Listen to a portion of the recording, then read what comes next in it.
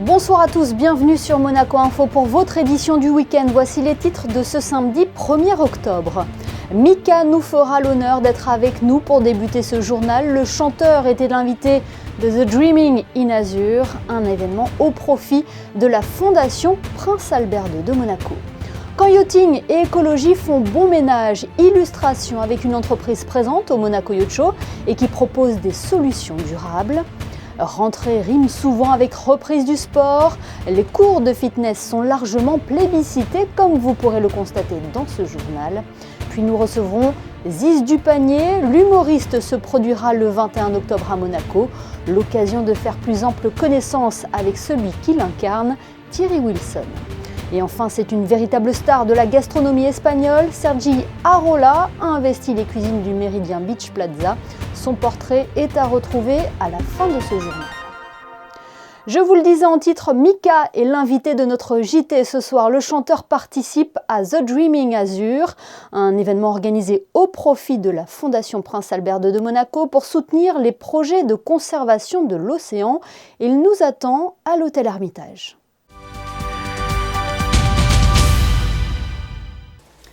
Bonsoir Mika. Bonsoir. Merci de nous faire l'honneur d'être notre invité ce soir sur Monaco Info. J'imagine que c'est un grand plaisir de revenir ici à Monaco, une principauté que vous connaissez bien. Que je connais bien et que j'aime beaucoup et où j'ai eu aussi des belles expériences aussi en concert. Je me souviens ici, une fois, il y a quelques années, j'ai fait un concert dans la place, juste en face du casino, à côté de l'hôtel de Paris et c'était incroyable, il y avait tellement de monde. C'est un concert à ciel ouvert en plus, ouais, exactement. C'est magnifique. Et il y avait tellement de monde qu'ils avaient dû bloquer toutes les rues. Ils ne pouvaient plus laisser les gens rentrer. Et c'est devenu une énorme fête. Et comme on a l'impression que Monaco, quand même, les gens se comportent très bien, c'est très chic. Et là, cette soirée, je dois vous dire que dans la place, c'était une énorme fête. Il y avait des milliers de personnes qui dansaient comme des fous. Et ça reste un très, très, très beau souvenir dans ma tête. Monaco a une place particulière dans votre cœur ? Oui, je pense. Bon, il n'y a pas un autre endroit que Monaco. Je sais pas, c'est romantique. Moi, je trouve que c'est romantique. Moi, je viens toujours dans les mêmes restaurants quand je viens ici. Il y a une petite pizzeria. Et il y a aussi un petit restaurant italien. Et c'est vraiment, je sais pas, c'est pas le côté flashy qui me plaît. C'est cette petite communauté. Il n'y a pas vraiment de frontières dans ce sens-là, mais on a vraiment l'impression qu'il y a une autre identité ici et que les gens sont tellement fiers d'être monégasques. J'aime toujours ça. Et puis Monaco est lié à votre carrière, parce qu'on ne peut pas occulter le fait que l'un de vos tubes porte le nom de la princesse Grace Kelly. Exactement, la chanson Grace Kelly. En fait, je ne vous cache pas que quand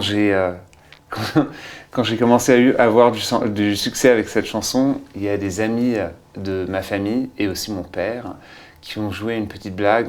Ils ont écrit une lettre qu'ils m'ont envoyée d'une manière très formelle. Et ils ont fait semblant que la famille de Prince Albert était un peu vexée par la présence de l'utilisation du nom Grace Kelly. Et j'étais, non mais vraiment, j'étais jeune, j'avais à peine commencé ma carrière, j'étais tellement préoccupé par cette lettre que j'avais commencé à écrire une lettre en expliquant que non mais regarde, au palais, une lettre officielle en disant vous devez comprendre qu'il y a juste de l'amour dans cette chanson, et juste avant de l'envoyer, ils m'ont expliqué que c'était une blague. Ce soir vous êtes à Monaco parce que vous allez donner un concert lors d'un événement au profit de la Fondation Prince Albert II. La protection de l'environnement, c'est un enjeu qui vous concerne, Mika ? C'est un enjeu qui nous concerne tous. Et on a tendance à dire de plus en plus, mais en fait, ça nous concerne tous depuis toujours. Et ça, c'est sûr que ça va impacter la manière qu'on vit nos vies de plus en plus dans les prochaines dizaines d'années. Je pense que le Prince Albert est dans une position assez exceptionnelle, car premièrement, c'est une passion pour lui.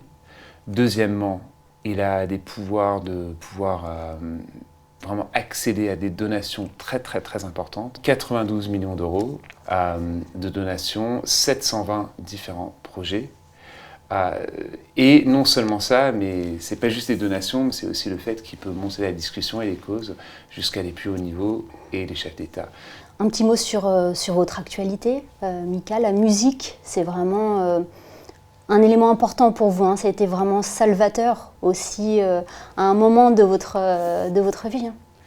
La musique a été salvateur dans plein de différents moments de ma vie. Et maintenant, c'est redevenu salvateur dans un sens. Ça me sauve un petit peu d'un changement. On a tous des changements dans nos vies. Et moi, j'ai juste cette possibilité de pouvoir transformer les changements de ma vie en musique. Ce qui veut dire que je peux métaboliser le changement, qui est fondamental. Moi, j'étais entraîné, dressé dans un sens comme une sorte de cheval de course depuis l'âge de 6 ans par ma mère. On parle souvent des tennisman, des tenniswomen, des sportifs qui sont entraînés par leurs parents. On ne parle pas très souvent des musiciens, mais je vous assure qu'il y a toujours quelqu'un derrière. Et moi, c'était ma mère.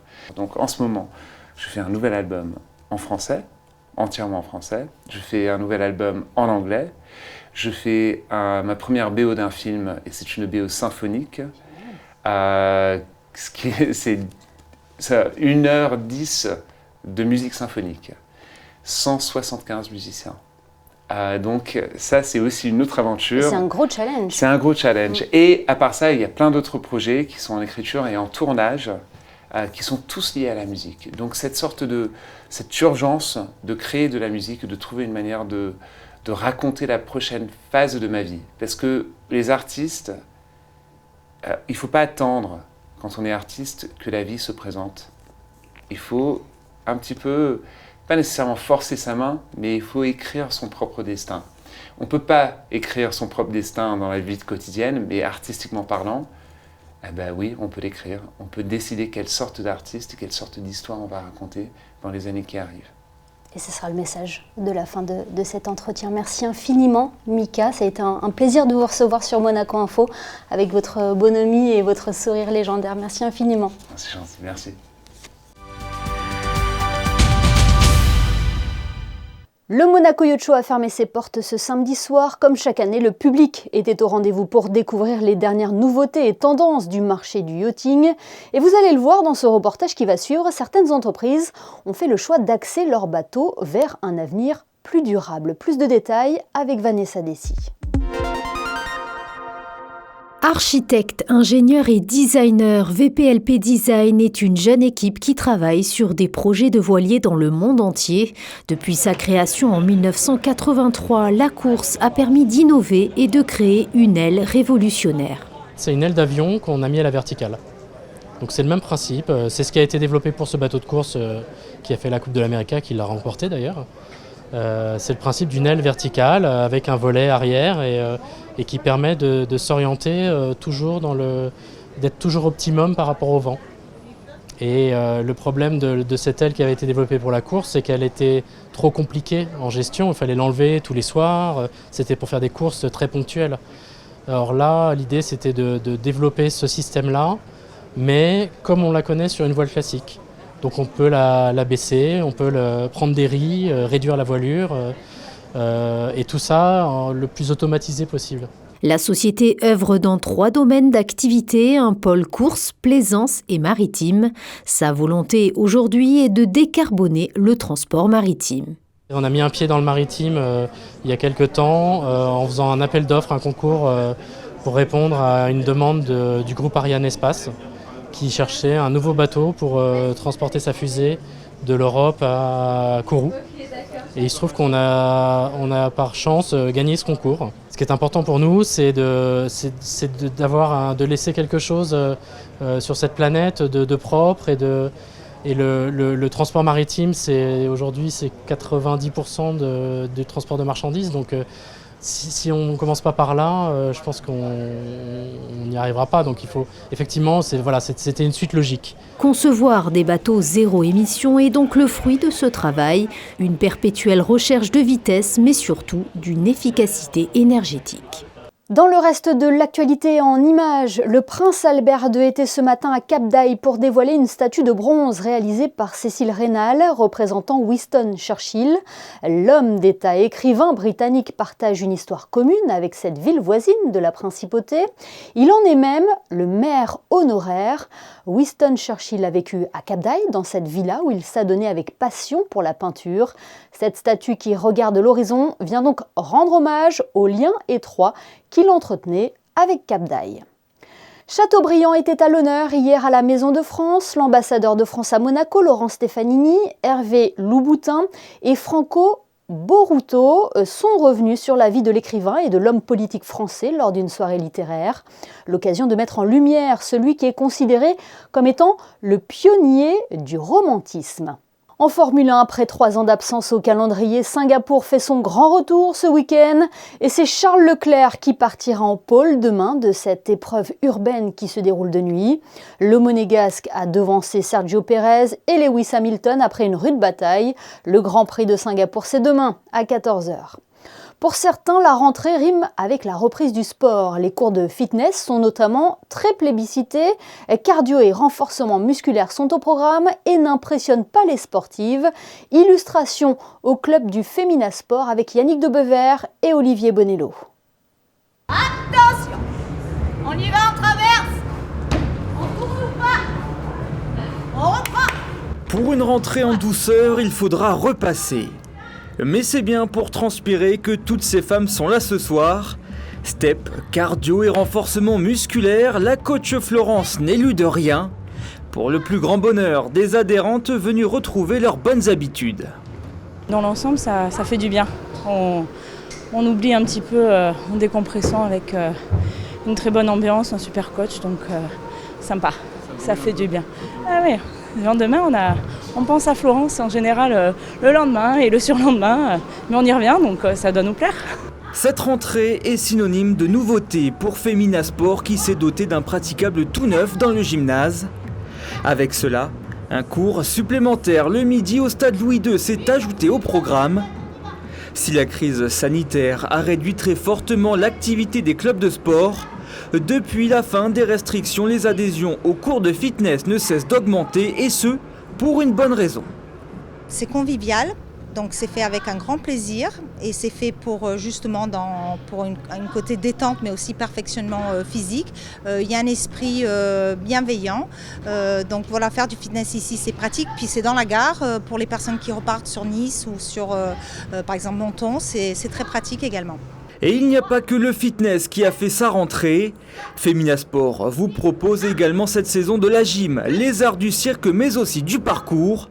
Voilà de quoi voir tomber encore quelques gouttes de sueur.